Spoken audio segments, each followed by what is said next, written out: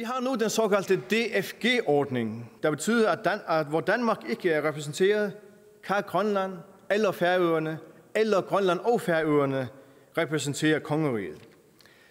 Ordningen baserer sig på princippet om og ideen om, at Danmarks rige er en enhedsstat, som er udelelig, og derfor kun kan have én mening og én stemme internationalt. Hver gang der kommer nye politikere ind på kontorerne i Statsministeriet og i Udenrigsministeriet, så får de forelagt denne holdning fra embedsværket, og så holder de sig til den i tale og i gerning. Hidtil har det været således. Problemet er, at denne politik baserer sig på en formalisme, som er langt væk fra virkeligheden.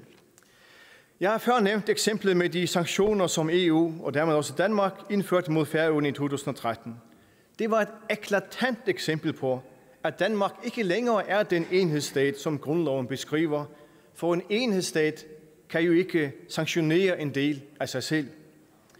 Et andet eksempel er samarbejdet i den organisation, der forvalter fiskebestandene i det nordøstlige Atlanterhav, NEAFC. Organisationen er vedkommende for både Færøerne og Grønland, men vi må ikke have hver sin repræsentation, fordi man i Udenrigsministeriet mener, at så bryder vi enhedsstaten. Færøerne og Grønland må, selvom de er uenige, indtage samme holdning for at hindre, at kongeriget har to holdninger. Men ved bordet sidder også EU, som blandt andet repræsenterer Danmark.